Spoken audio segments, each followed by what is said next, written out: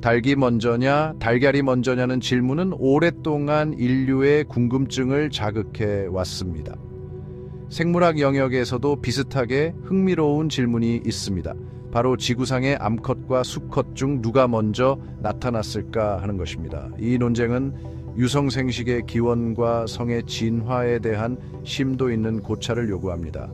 어떤 이론은 배아 발달과 초기 진화 양상을 근거로 암컷이 먼저라고 주장합니다. 반면 유성생식에는 암수가 동시에 존재해야 하므로 한쪽 성만 먼저 존재했다는 것은 불가능하다고 보는 시각도 있습니다. 이 영상에서는 과학적 증거를 살펴보고 성결정의 복잡성을 강조하며 이 흥미로운 논쟁의 양면을 모두 탐구해 보겠습니다. 그리고 진화, 생물학 및 자연 선택의 기본 원리를 바탕으로 성의 출현에 대한 가장 타당한 설명을 심층적으로 분석해 보겠습니다. 암컷 우선 가설을 뒷받침하는 주요 주장 중 하나는 배아 발달에서 비롯됩니다. 인간을 포함한 많은 포유류의 초기 배아에는 정소나 난소로 발달할 수 있는 미분화 생식선이 있습니다. 일반적으로 Y 염색체와 그 안에 있는 SRY 유전자가 존재하면 정소가 발달합니다. Y 염색체와 SRY 유전자가 없으면 미분화 생식선은 자연스럽게 난소로 발달합니다. 이러한 관찰을 통해 일부 학자들은 암컷 발달 경로가 기본 설정이며 초기 진화 역사에서 암컷이 먼저 존재했을 가능성을 시사한다고 주장합니다. 하지만 이러한 해석은 지나친 단순화일 수 있습니다. 암컷 발달 경로가 SRY 유전자 없이 진행될 수 있다는 것은 사실이지만 이것이 암컷이 최초의 성이었다는 것을 의미하지는 않습니다. 진화 과정은 복잡하며 성결정 메커니즘은 수백만 년에 걸쳐 크게 진화하고 변화했을 수 있습니다. 암컷 우선 가설을 지지하는 사람들은 종종 단성생식을 하는 특정 종을 예로 듭니다. 단성생식은 암컷이 수컷의 개입 없이 자손을 생산하는 무성생식의 한 형태입니다. 그들은 이러한 사례가 암컷이 독립적으로 번식했을 가능성이 있는 과거를 엿볼 수 있게 해준다고 주장합니다. 또한 일부 진화 생물학자들은 초기 생명체가 성이 분화되기 이전에 더 단순한 형태의 유전자 교환에 의존했을 것이라고 추측합니다. 이러한 시나리오에서는 암컷과 유사한 유기체가 주요 역할을 했고 수컷은 나중에 선택 압력의 결과로 등장했을 가능성이 있습니다. 하지만 단성생식은 일반적으로 특정 종이나 특정 환경 조건에서 관찰된다는 점을 기억해야 합니다. 진화 역사 전체에서 지배적인 번식 방식을 대표하는 것은 아닙니다. 암컷 우선 가설에 대한 가장 설득력 있는 반론은 유성생식의 기본 원리에 있습니다. 우리가 이해하는 유성생식에는 정자와 난자라는 두 개의 서로 다른 배우자가 필요합니다. 둘 중 하나라도 없으면 수정과 자손 생성이 불가능합니다.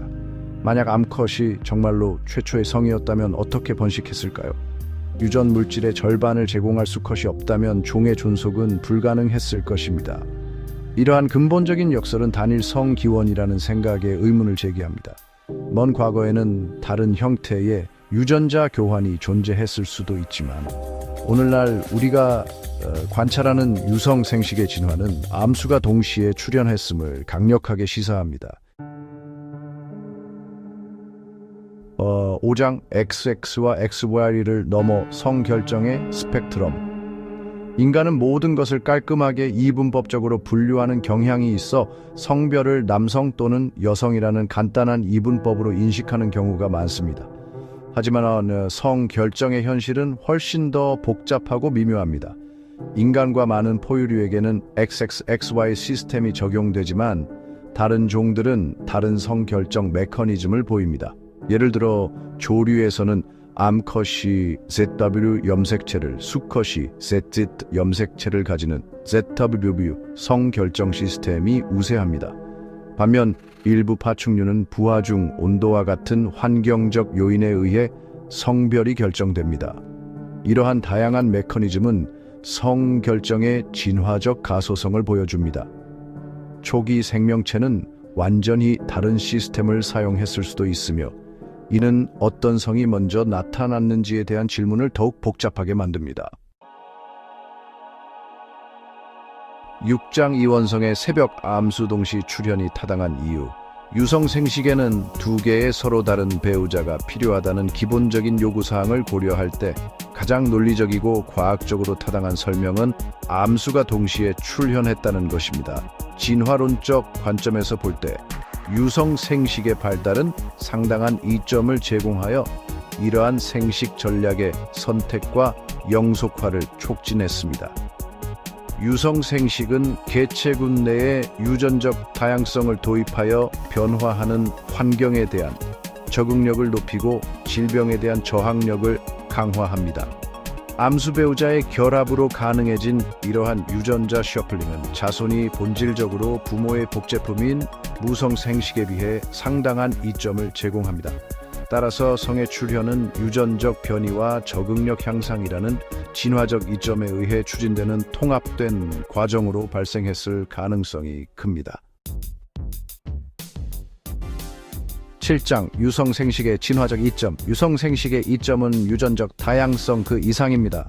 두 부모의 유전 물질을 결합함으로써 자손은 유리한 특성을 물려받을 확률이 높아집니다.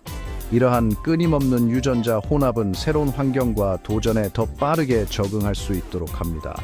또한 유성생식은 유전자 풀에서 해로운 돌연 변이를 제거하는 메커니즘을 제공합니다.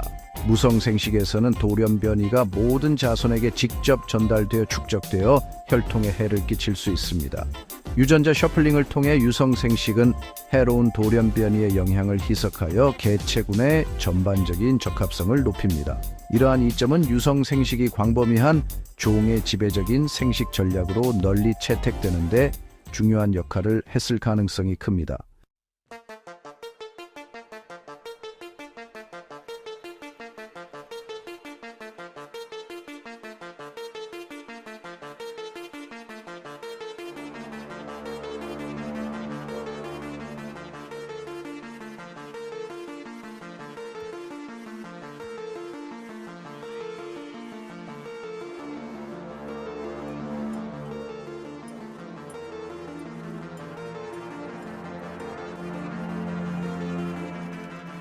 선형적 진행에 집착하는 것은 진화 과정의 복잡성을 지나치게 단순화하는 것입니다. 성의 출현은 여러 요인에 의해 추진되고 다른 생식 전략을 가진 중간 단계를 포함하는 다면적인 사건이었을 가능성이 큽니다. 연대순을 확립하려는 것보다 유전적 변이, 환경적 압력, 그리고 궁극적으로 남성과 여성의 복잡한 춤과 함께 오늘날 우리가 목격하는 놀라운 생명의 다양성을 낳은 자연 선택의 복잡한 상호작용을 이해하는 데 초점을 맞춰야 합니다. 9장 결론. 성의 조화로운 시작. 암컷과 수컷 중 누가 먼저 나타났는지에 대한 질문은 흥미롭지만 궁극적으로는 의미 없는 논쟁일 수 있습니다. 증거에 따르면 성의 진화는 선형적 진행이 아니라 유전적 다양성과 적응성의 이점에 의해 추진되는 더 미묘한 과정이었습니다. 번식에서 서로 다른 역할을 하는 두 성은 처음부터 운명이 서로 얽혀 조화를 이루며 등장했을 가능성이 큽니다. 놀라운 종의 배열과 다양한 생식 전략을 가진 놀라운 생명의 테피스트리는 유성생식의 힘과 남성과 여성의 조화로운 상호작용에 대한 증거입니다. 생물학의 미스터리를 더 깊이 파고들고 진화 과정에 더 많은 비밀을 밝혀냄에 따라 우리는 우리 세상을 계속해서 형성하는 복잡한 생명의 춤에 대해 더 큰 감사를 느끼게 됩니다.